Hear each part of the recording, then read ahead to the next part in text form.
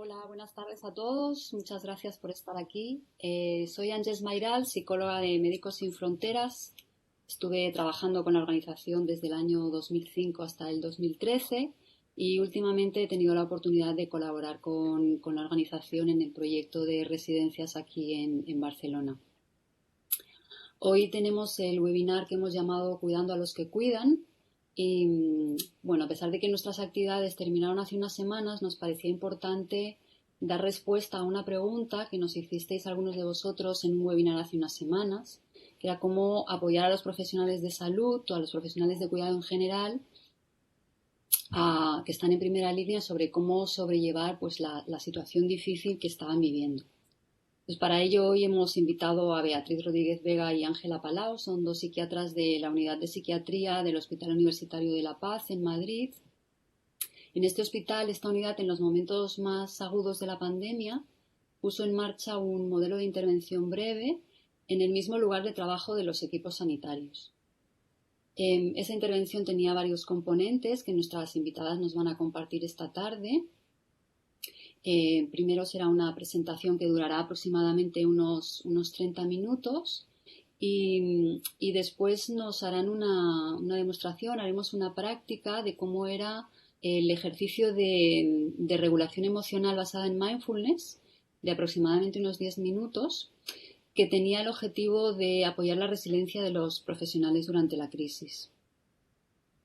Y bueno, voy a dejar que se presenten ahora ellas mismas.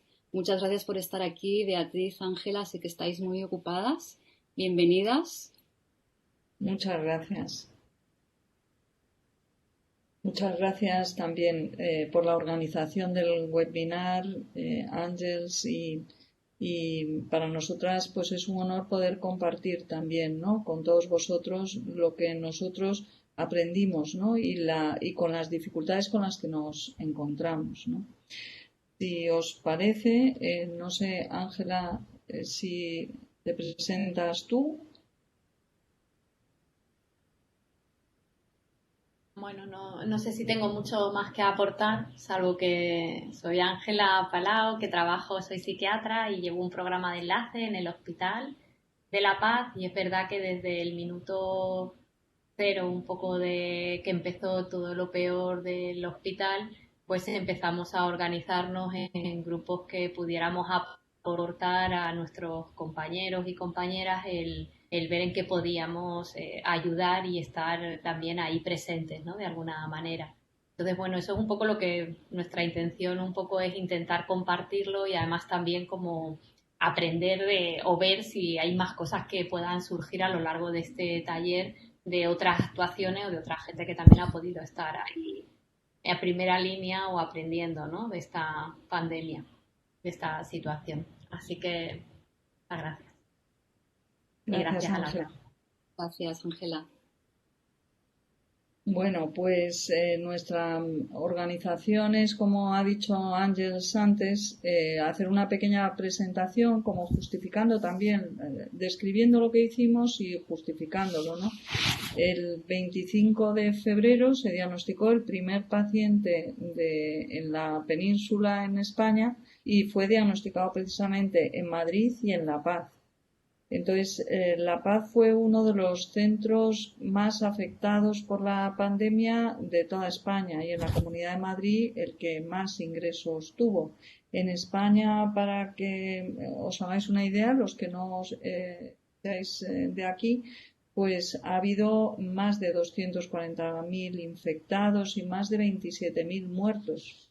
Y en Madrid, en La Paz, llegamos a tener, La Paz es un hospital que tiene 1.200 camas, pues llegamos a tener en el pico de la pandemia 2.200 ingresados. Todo el hospital era un hospital COVID y es un hospital que tiene más de 7.000 trabajadores, lo que quiere decir que teníamos también, si los equipos de salud mental sentíamos que nuestra responsabilidad también era el cuidar de los que estaban en primera línea, pues teníamos ahí un montón de trabajo. Se multiplicaron hasta 4 las camas de UCI, pues de tener en torno a 38 o 40 camas habitualmente pasamos a tener 140, ¿no?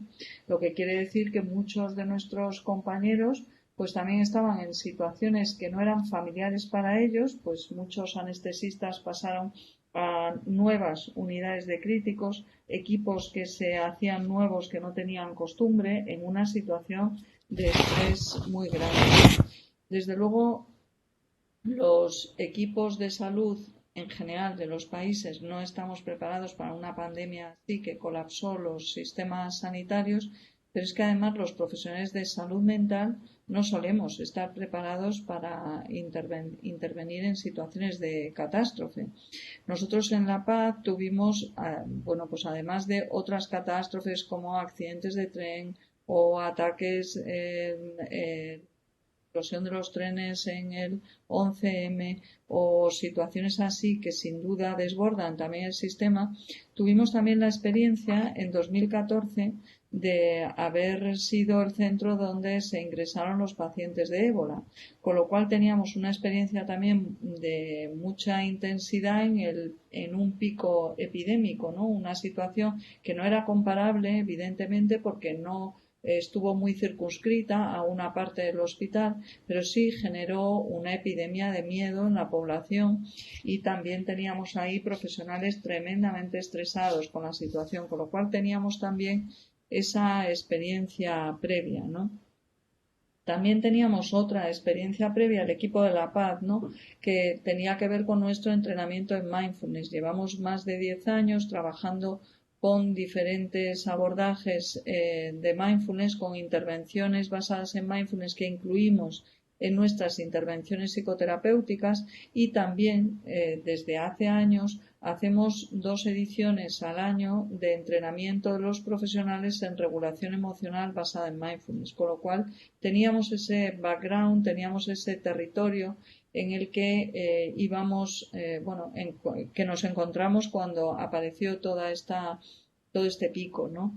Las intervenciones de salud mental sí que sabemos por todas las guías psicosociales que deben de ser incluidas en todos los procedimientos y curiosamente, ¿no? Lo hablábamos también el otro día, quizá organizaciones no gubernamentales pues lo tienen mucho más claro que la sanidad tradicional, que muchas veces no ve la salud mental como una necesidad al mismo nivel que las otras necesidades. Uno sabe cuando es cirujano dónde tiene que colocarse o cuando es intensivista, pero es más difícil cuando eres psiquiatra, cuando eres psicólogo, cuando eres enfermería de salud mental, ¿no? Así que esa es una dificultad que a veces tenemos los equipos de salud mental y desde luego nuestro aprendizaje es que tenemos que empoderarnos en el sentido de darnos cuenta de lo que estamos ofreciendo es una intervención transversal, que todas las demás intervenciones deben de estar sensibilizadas a las necesidades de salud mental y que también es una preocupación de los equipos el desarrollar intervenciones que sean sensibles a la cultura y a la sociedad. Es decir, que esto que vamos a compartir hoy pues a lo mejor no es adecuado en un contexto cultural y social diferente, ¿no?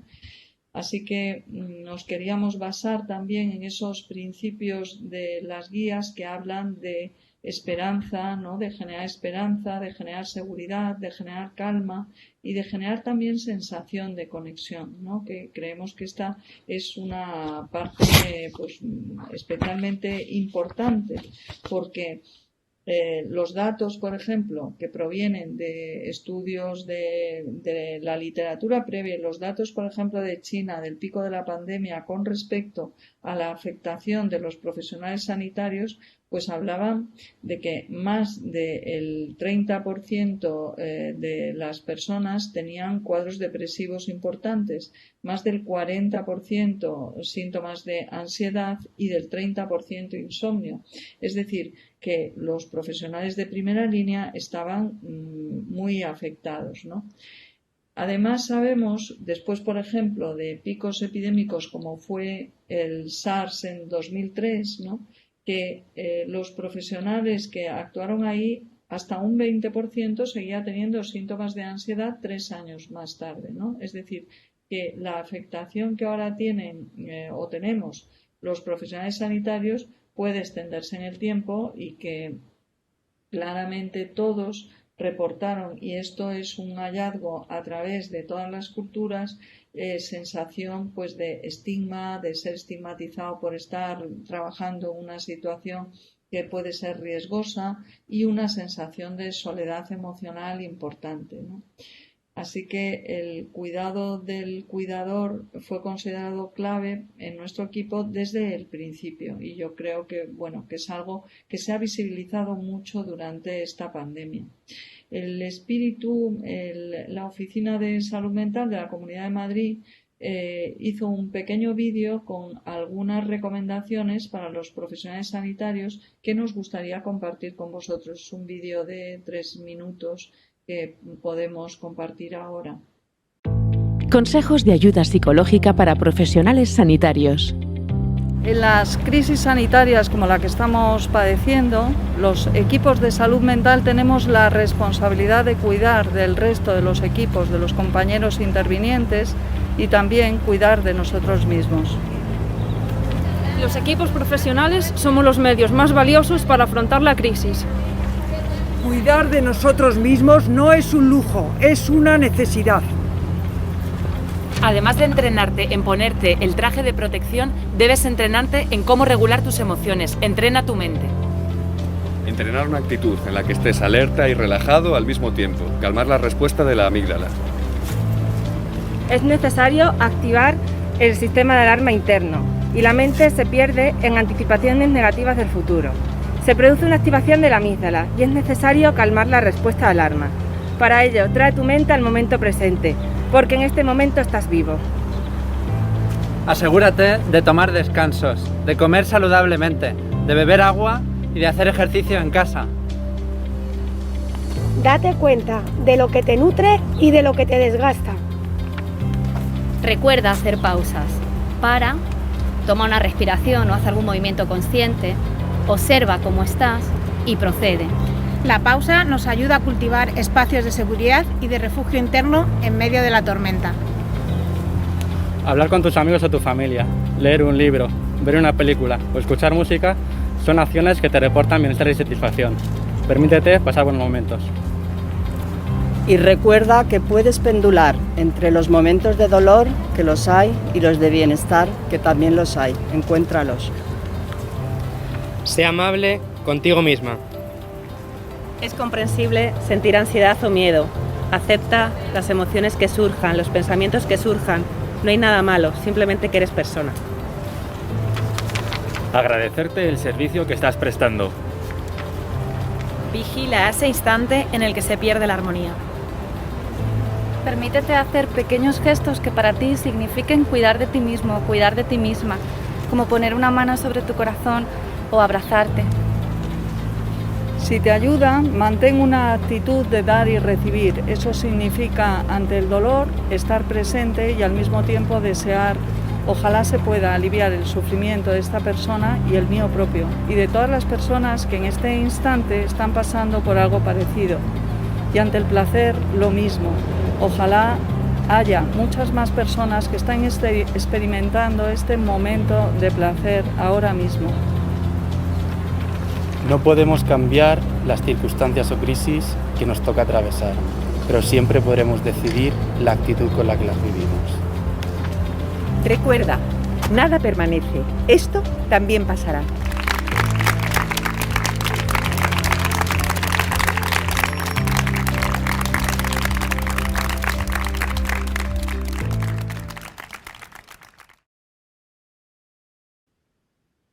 Pues como habéis visto, ¿no? Desde el principio, porque este vídeo se rodó en las primeras semanas del pico de la pandemia, pues se ve ahí, ¿no? que el espíritu un poco de las intervenciones que os vamos a describir, ¿no? Los profesionales estamos sometidos a presiones de sobrecarga de trabajo, de pocas horas de sueño, de conflictos éticos, de miedo al contagio, de miedo a contagiar también a los familia, a los amigos, etcétera, ¿no? Y por otro lado, el ayudar a los profesionales en primera línea siempre se ha considerado un reto porque tiene cantidad de dificultades. Por un lado, la primera es considerar que el autocuidado es un lujo y no una necesidad, ¿no? Y eso es una creencia tanto de los gestores, directivos, como de nosotros mismos. Parece como que hay una cierta sensación de culpa si dedicamos un tiempo a cuidar de nosotros mismos, ¿no? Hay también mucho sentimiento pues de vergüenza, de crítica, cuando aparecen emociones difíciles, emociones que uno no entiende, el deseo de escapar o de no estar en este lugar, y aparece la autoexigencia, la autocrítica, etcétera, junto con además el miedo a ser estigmatizado si pido ayuda, o a ser considerado débil o incapaz para el trabajo. Por otro lado, cuando se trabaja en una UBI, en urgencias, etcétera, la mente está arrastrada en el modo de hacer.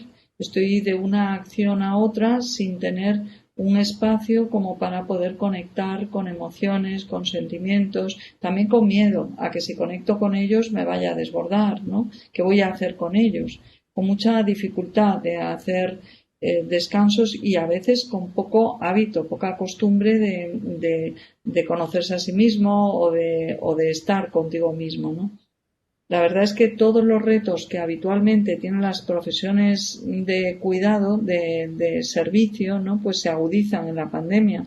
Pero claro, si consideramos que el reto de ser un profesional de la salud mental, pues y un profesional de la salud en general, ¿no? Estamos focalizados en que viene una persona o muchas personas pidiendo ayuda y planteando un problema, y nuestra actuación tiene que ser focalizarnos en su mundo interior y en su dificultad concreta, y nosotros como personas desaparecemos en esa relación. Es decir, el otro de alguna forma te viene a buscar para que solventes un problema, pero no está interesado por tus problemas, ¿no? Es una relación desigual en ese sentido, ¿no? De forma que además nos acostumbramos mucho como a intelectualizar, a analizar lo que le está pasando a esta persona, y vivimos como separados también de nuestras emociones, de nuestros sentimientos, que por otro lado además nos dicen: reprime tus emociones, no puedes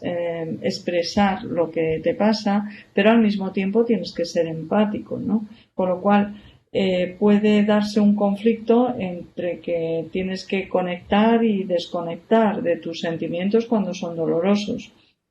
La búsqueda, por ejemplo, y la conexión con el sentido que tiene para ti el estar aquí, el estar en este momento pues siendo psicólogo, enfermero, médico, psiquiatra, lo que sea, bueno, pues puede ser una fuente de ayuda, ¿no? Y también recordar que nuestro trabajo pues nos da la capacidad de participar en la vida de muchas personas, ¿no? En ese sentido también es muy rico, aunque tiene todos esos retos.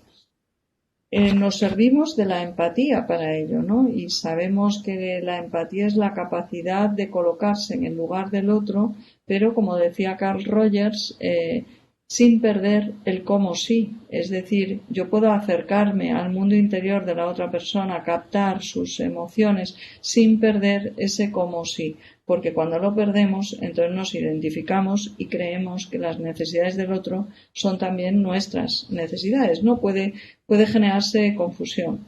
Entonces, la empatía es una de nuestras herramientas de trabajo, pero también es una fuente, una ventana por la que puedes ayudar y puedes tender una mano, pero al mismo tiempo también puedes recibir daño, ¿no? Con lo cual es importante que nos entrenemos también en una relación que permita empatizar y hacerse cargo de las necesidades del otro, y al mismo tiempo que nos permita estar protegidos y cuidar de nosotros mismos.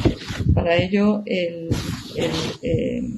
poder desarrollar una inteligencia que siente, decía un filósofo español, Xavier Zubiri, ¿no? La inteligencia sentiente, ese equilibrio entre ser capaz de estar presente en el sufrimiento del otro, pero al mismo tiempo también ser capaz de estar presente en tu propio malestar y poder conectar y también distraer el malestar y también calmarlo, ¿no? Tomar conciencia es una de las bases más importantes para protegernos de ese daño, ¿no?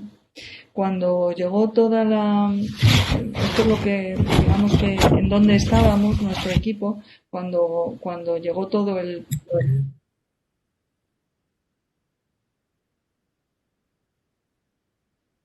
Cuando llegó el equipo, cuando llegó todo el pico de la pandemia, desarrollamos una serie de acciones. Sí que visualizamos eso rápido, yo creo, ¿no? El que nuestros compañeros estaban desbordados. El primer lugar que se desbordó, como probablemente ocurra en todos los demás centros, fue la urgencia, ¿no? Y entonces al primer sitio al que fuimos fue a la urgencia. Hicimos como 3 o 4 tipos de acciones, ¿no? Por un lado, acciones que son menos específicas, o sea, que probablemente estemos haciendo y las desarrollamos en todos los sitios, como es el apoyo ya sea presencial en presencia física o apoyo a través de plataformas online de aquellos compañeros que necesitaban, que ellos mismos venían a la consulta, ¿no? No hacía falta ir a buscarlos, ¿no? Y este es un trabajo que en los centros se hace, casi diría que forma parte del trabajo habitual, solo que en este caso pues teníamos este factor estresante especial, ¿no? Pero después hubo otros 2 tareas que creemos que fueron de mucha ayuda. Por un lado, los compañeros de urgencia inmediatamente estaban colapsados con la comunicación con familiares. Uno venía, dejaba a su familiar, no sabía más de la persona querida y 3 días más tarde igual te podían decir que se había muerto, que estaba recuperándose o lo que fuera, ¿no? Pero no había mucha capacidad de comunicación y entonces nos pidieron que les ayudáramos en esa comunicación. Lo que hicimos fue hacernos cargo de una parte de esa comunicación. Los médicos de urgencia y después los de UBIs y las reanimaciones estaban tan llenos de pacientes y de ocupación que podían pasarse 2 días sin que hubiera comunicación con las familias. Y entonces, como la experiencia en urgencias, donde hicimos pues más de en general, tanto en urgencias como en las UCIs y en las reanimaciones, hicimos una media de 130 llamadas al día. Hicimos 2.800 llamadas, una brutalidad. Y esta parte del trabajo lo hacíamos parte del equipo, porque siempre trabajamos con un equipo multiprofesional, que eran de perfil médico, eran los psiquiatras los que hacían este trabajo.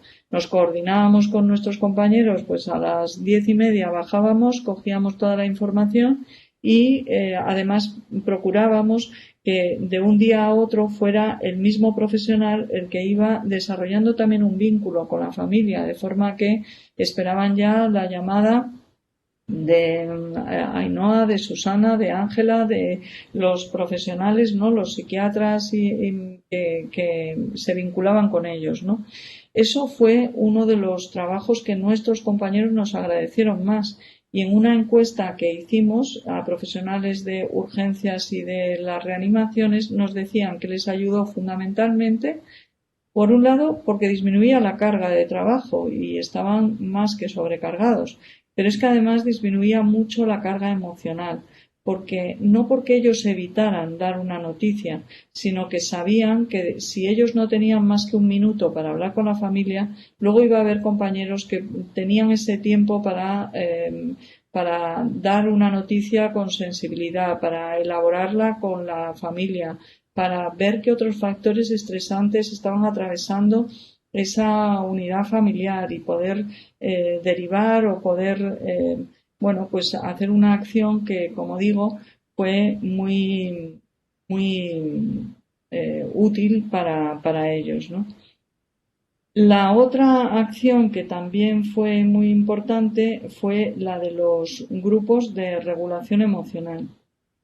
Sí que querría decir que todas las acciones que hicimos se basaban en que queríamos disminuir la carga de trabajos, es decir, una ayuda práctica, en que queríamos también cultivar con nuestros compañeros pues algunos recursos que les empoderasen para para afrontar la ola del estrés, ¿no? Y también queríamos que hubiera una sensación de conexión y de que no estaban solos, ¿no? De que había otros, el equipo de salud mental estaba por ahí ayudando, ¿no? De hecho, que ellos lo reconocieron mucho, ¿no? Los grupos de regulación emocional estaban basados en mindfulness, le llamábamos grupos REM, regulación emocional y mindfulness, de 5 a 10 minutos, es decir, como máximo, ¿no? Y después haremos una sesión de muestra de cómo eran, ¿no? Se basaban en que nosotros teníamos esa experiencia, pero quizás se pueden hacer pausas de este estilo, no necesariamente basadas en mindfulness, a lo mejor con otra perspectiva, que los equipos donde sea tengan experiencia en hacerlo. Pero nosotros queríamos de alguna forma mandar también el mensaje, bueno, pues lo que decía antes, de que no estaban solos, ¿no?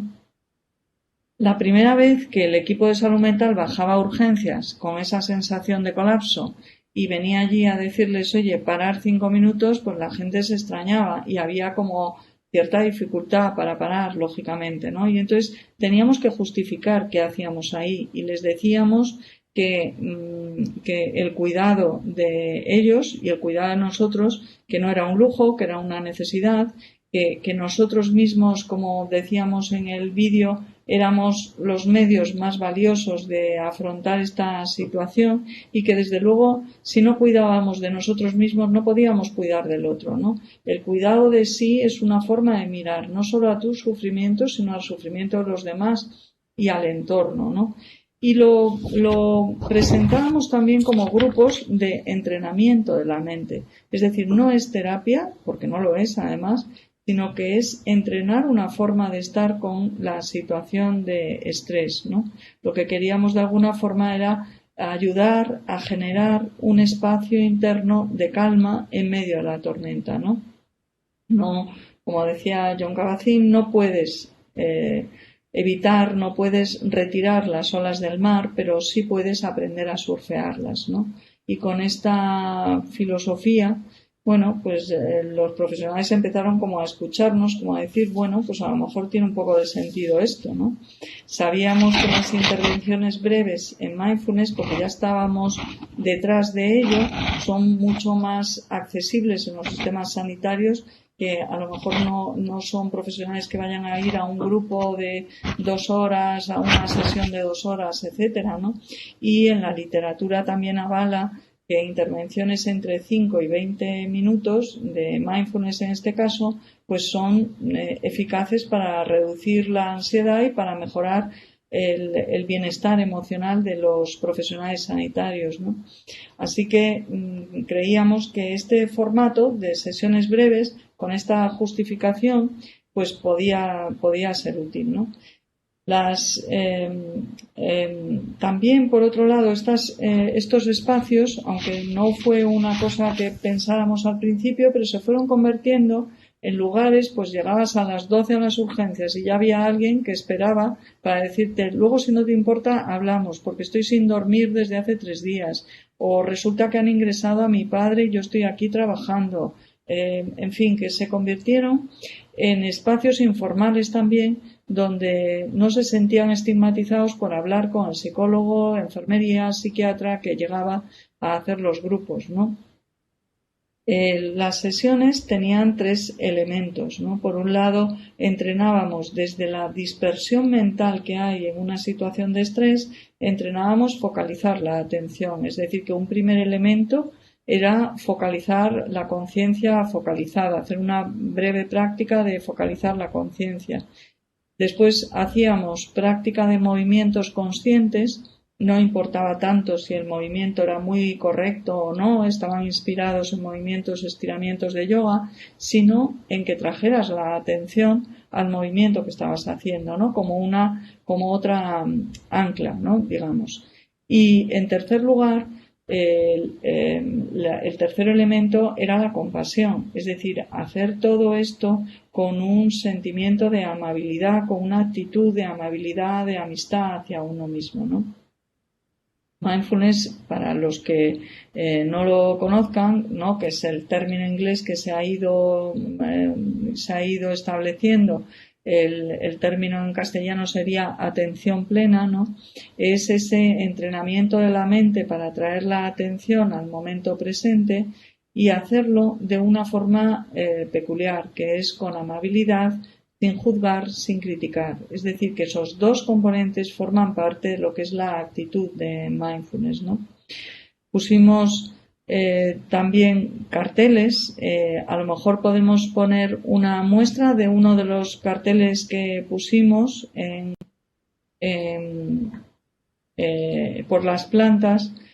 Por ejemplo, el primer cartel que hablaba de ese recordatorio de cuidar de ti, que es cuidar de todos, ¿no? Y que invitaba a que las personas nos preparásemos para ayudar, pues con una información adecuada, cuidando, no olvidándose de descansos, de comida, de sueño, ¿no?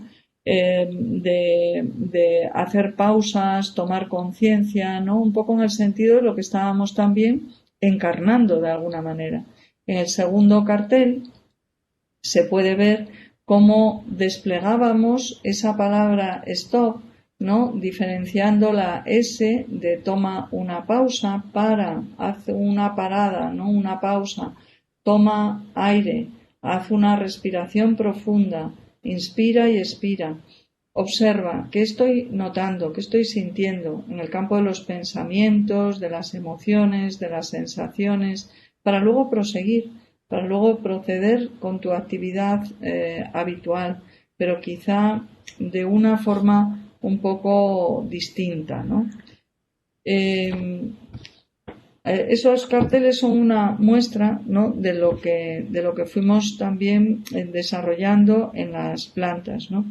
Estas intervenciones de atención plena de 5 o 10 minutos eran in situ, es decir, que íbamos a las UCIs, a las urgencias, a las plantas, eran voluntarias, por supuesto, pero muchas veces cuando invitabas a 2 o 3 que se habían sumado a hacer movimientos conscientes, pues aparecían 4 y 5 y 6 y se iban uniendo en un círculo en el control de enfermería de la planta de turno. O sea, a veces era como un poco kafkiano, ¿no? El ver que sonaban monitores y tal y había allí 5, 6, 8 profesionales en un círculo haciendo movimientos conscientes, ¿no?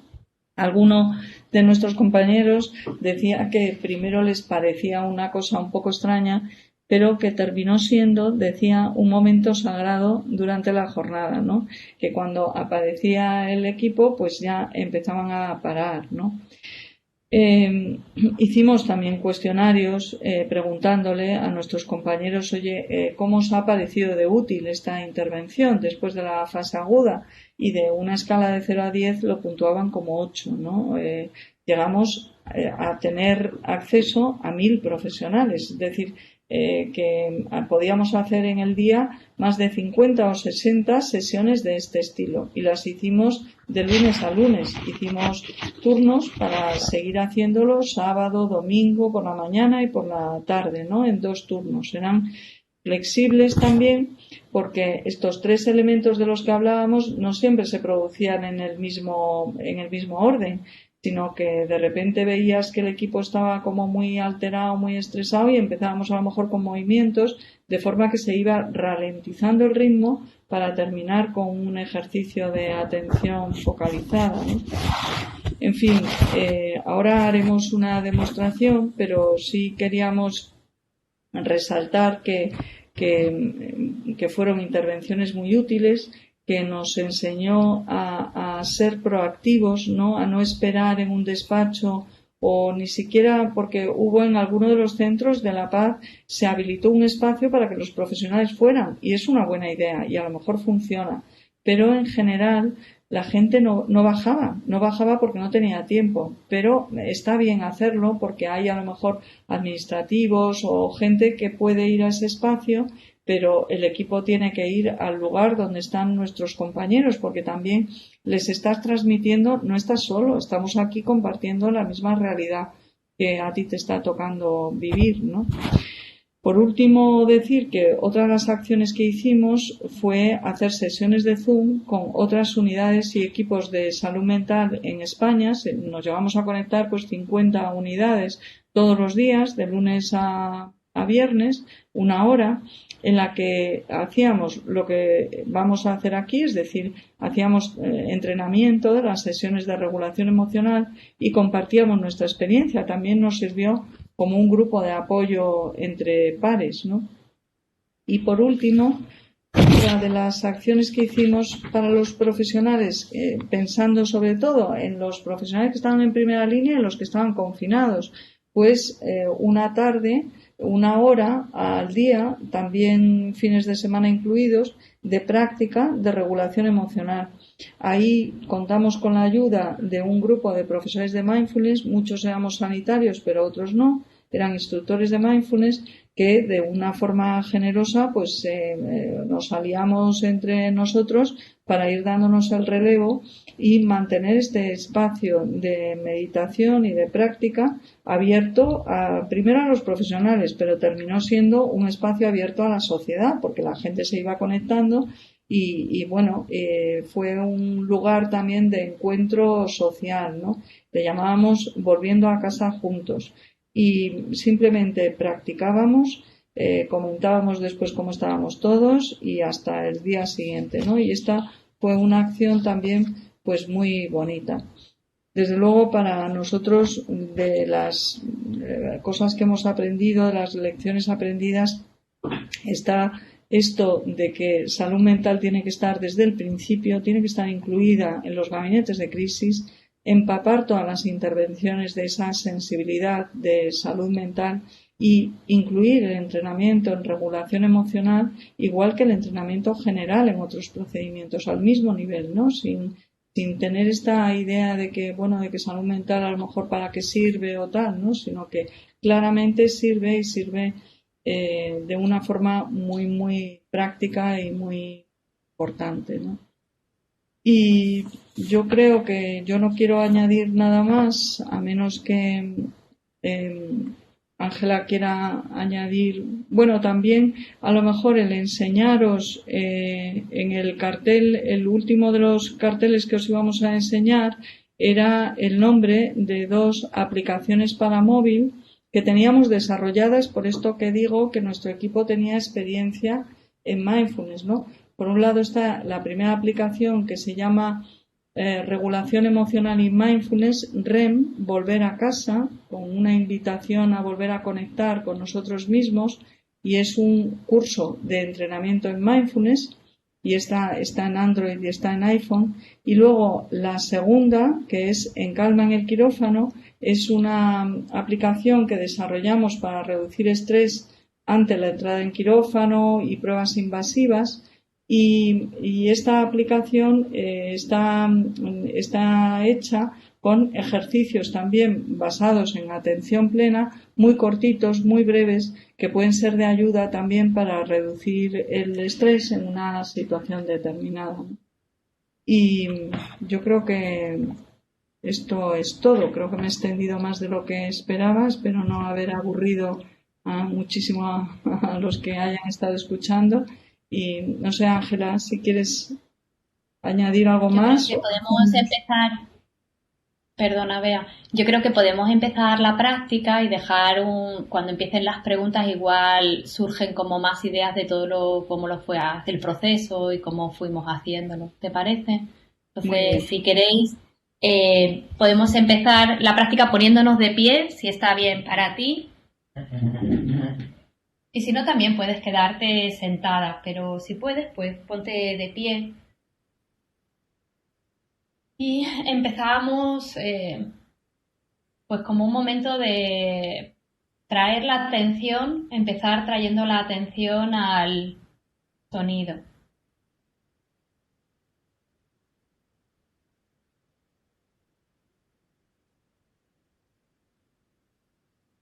Cómo empieza y acaba el sonido.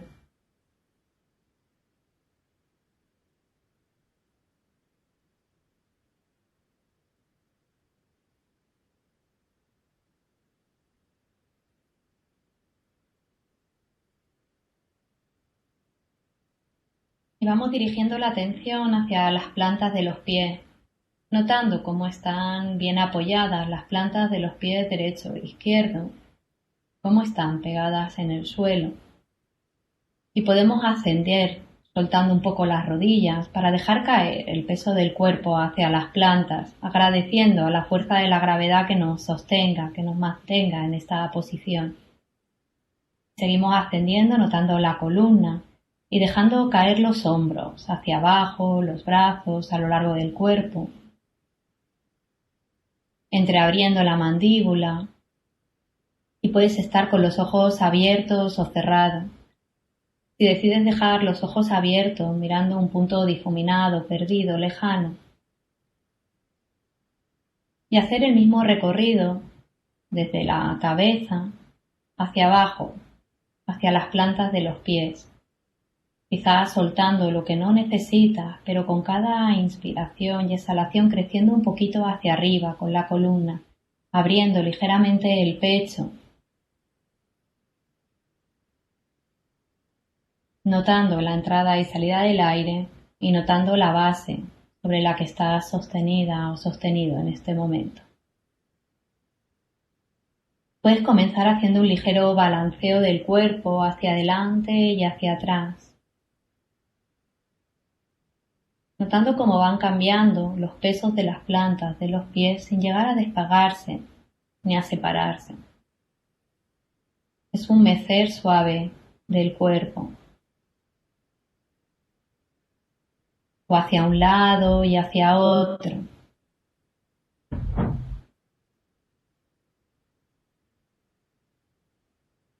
Trayendo la atención al movimiento, quizás surjan pensamientos o sonidos, está bien. Traerla a la sensación del cuerpo en movimiento. Poco a poco, soltando ese balanceo amable que te recuerda cómo estás ahora en la base, sostenida o sostenido, te invito a que vayas elevando los brazos suavemente por delante del cuerpo o por los lados, notando todo el movimiento hasta llegar arriba y quizá estirar los brazos hacia arriba si está bien para ti hoy. Quizá hoy es un día en que tienes que dejar los brazos más abajo, date cuenta.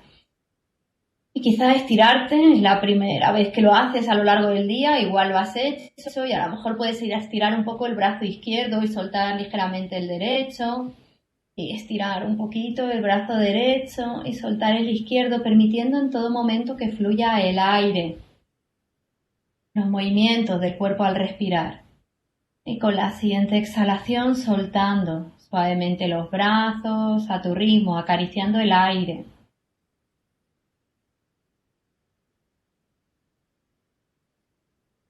Notando las sensaciones que surgen, que aparecen del movimiento de las manos, de los hombros, de los brazos.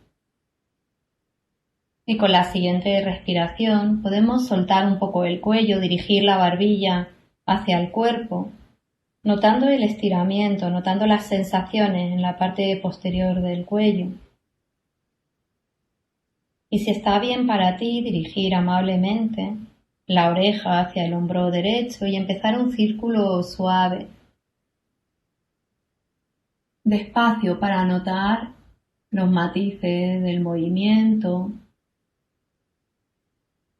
las zonas del cuello que quizá tengan más tensión o menos, sin forzar nada el movimiento.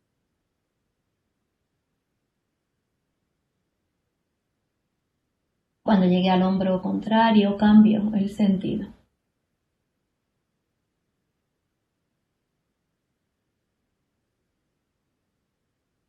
Mira a ver si puedes darle un masaje amable al cuello.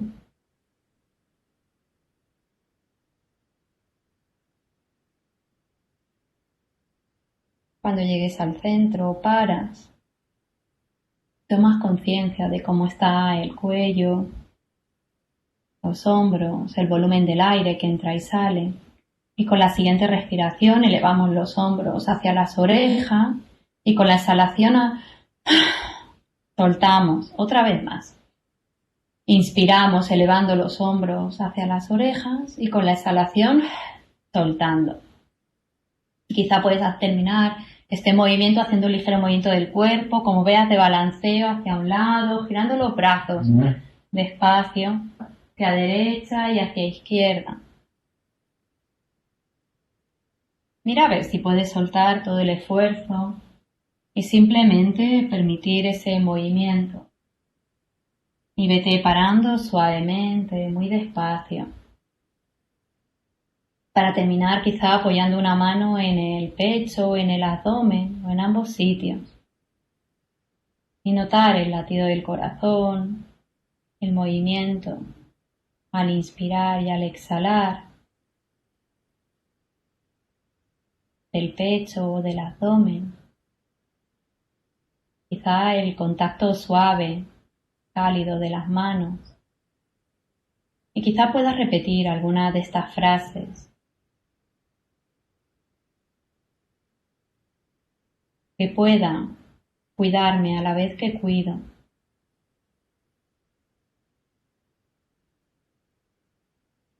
Que sienta o que pueda sentirme segura, seguro. Que pueda conectar con la seguridad.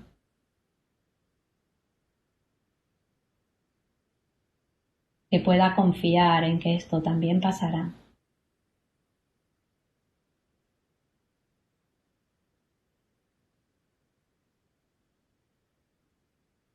Y con esta atención amable hacia el cuerpo que respira, vamos tomando asiento para continuar con la práctica. Mira a ver todos los movimientos que tienes que hacer.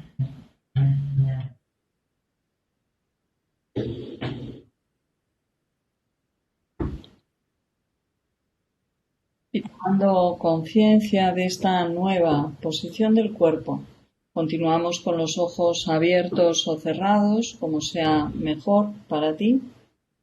En este momento, llevando la atención a los puntos de apoyo del cuerpo en esta nueva posición.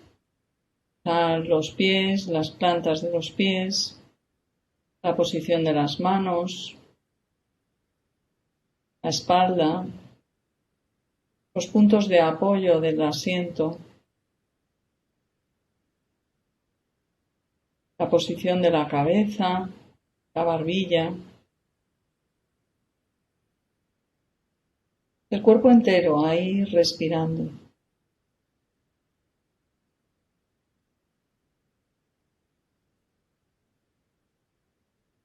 Quizá ya hayas podido notar la actividad de la mente, pensamientos, emociones, planes, recuerdos. Y está bien, ese es el funcionamiento normal de la mente. Lo que estamos entrenando es detectarlo, dejarlo ir, trayendo la atención amablemente hacia un foco, hacia un ancla, que puede ser la respiración, o las palmas de las manos, o los pies, aquello que está disponible para ti.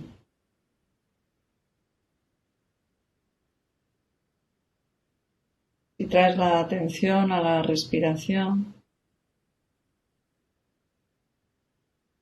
consciente de esta inspiración y consciente de esta expiración, nada que haya que cambiar, simple tomar conciencia. La respiración tal y como es.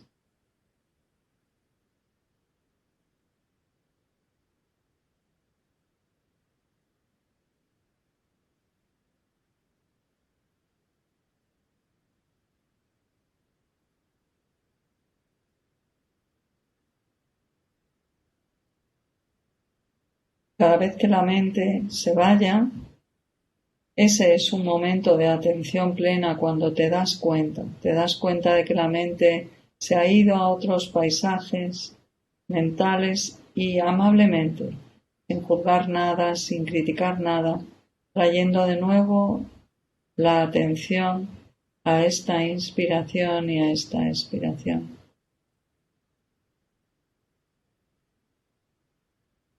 Focalizando en el lugar donde notes con más claridad la respiración.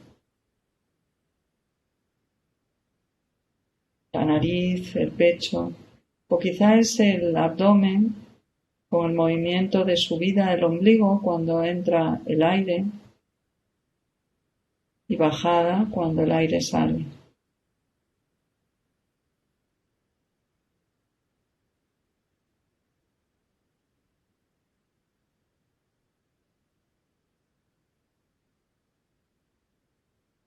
Si de nuevo la mente se ha ido, de nuevo traerla de nuevo, de vuelta a casa, de vuelta al ancla que hayas elegido. Sin juicio, sin crítica, amablemente, amistosamente, una y otra vez, incansablemente.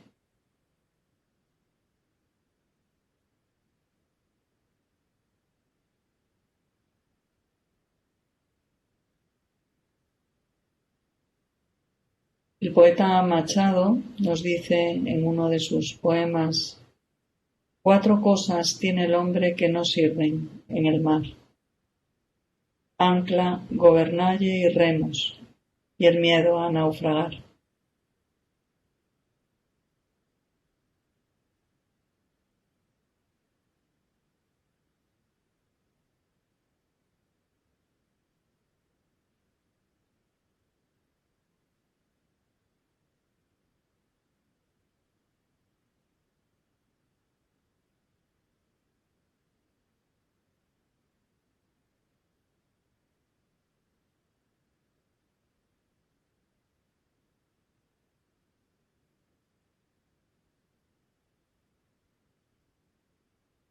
Quizá te apetezca hacer algún movimiento ahora, estirar el cuerpo, hacer una respiración lenta, profunda.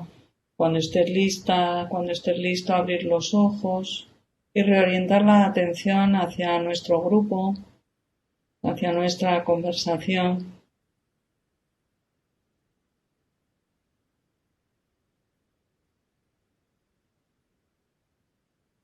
En estas sesiones solíamos utilizar también las campanitas porque era un avisador, ¿no? Porque era un avisador de que empezábamos de esa pausa.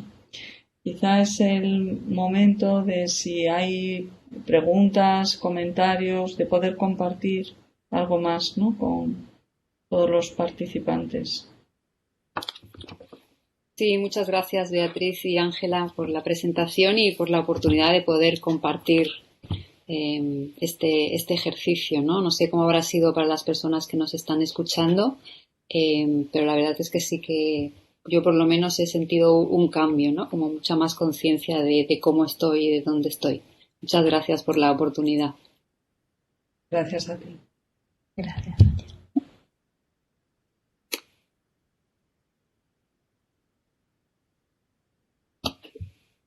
Bueno, hay más personas que también agradecen mucho el haber tenido la oportunidad de conocer este ejercicio, de practicarlo. Están pidiendo el ejercicio en vídeo. Yo creo que bueno, va a quedar grabado y se compartirá con el resto de la presentación y va a quedar colgado, yo creo que a partir de dentro de unas 2 horas más o menos aproximadamente. Con el mismo link con el que os habéis conectado aquí al webinar podéis acceder a este vídeo y estará colgado de forma indefinida. Quería yo añadir una cosita, si quieres, mientras van llegando preguntas, Ángeles, por si aportaba algo más, ¿no?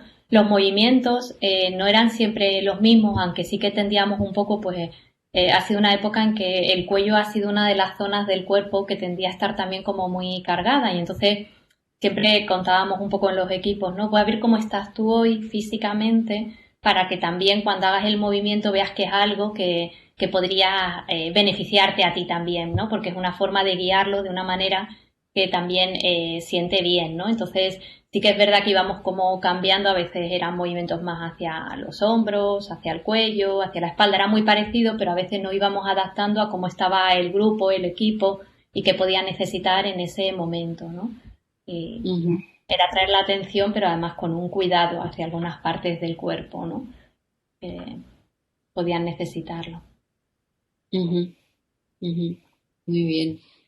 ¿Y en qué momento decidisteis que la intervención se terminaba? Si es que habéis terminado ya, no sé si todavía siguen en funcionamiento estas actividades.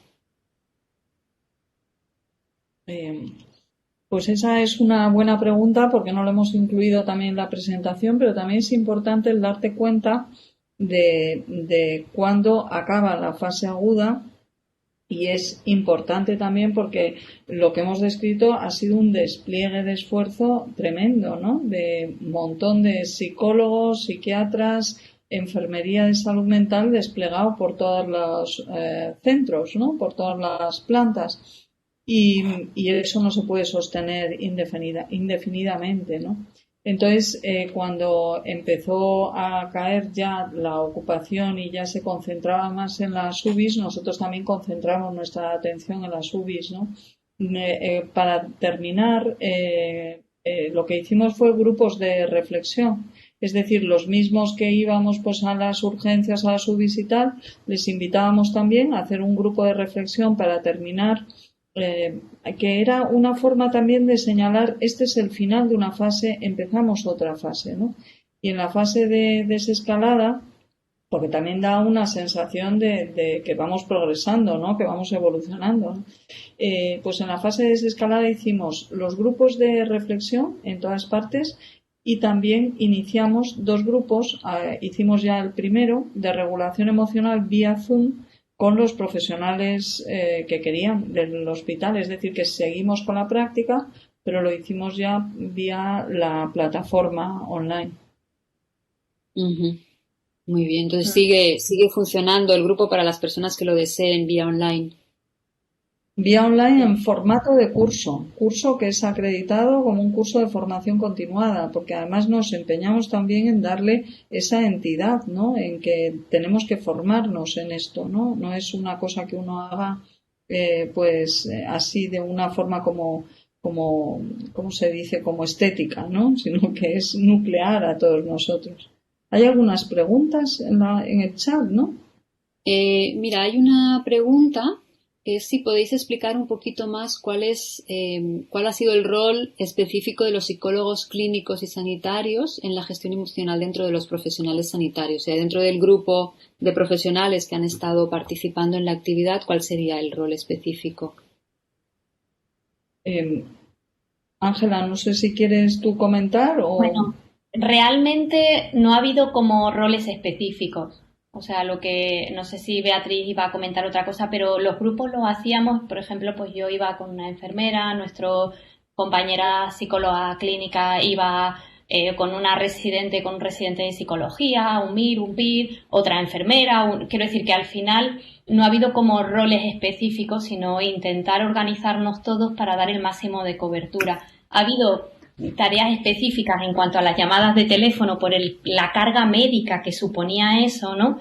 Que en eso sí que, a pesar de que nuestros compañeros psicólogos clínicos y sanitarios decían, pues nosotros podemos llamar también si hay algún médico cerca que nos puede orientar y tal, pero eso suponía como mucho más esfuerzo. Entonces, salvo esa tarea, el resto, la verdad, es que se ha asumido de una forma bastante no específica de roles, que yo creo que ha sido también lo bonito, que pudiéramos todos como participar de todo y compartir, pero porque la propia pandemia, y lo hablábamos el otro día, exigía que en todo el hospital tampoco los hubiera. Es decir, tú podías ser traumatólogo, pero en este momento tenías que estar en urgencias haciendo otra cosa diferente, o podías ser, ¿sabes? Como que la propia situación de crisis obligaba a que todo el mundo estuviera como un poco para todo, ¿no? Es verdad que ha habido alguna tarea también más específica con psicología que ha venido muy bien, que ha sido en el área en cuanto a los apoyos a los sanitarios o al personal sanitario que estuviera mal, ¿no? Entonces la gente que no venía al hospital, que estaba desde salud mental o que estaba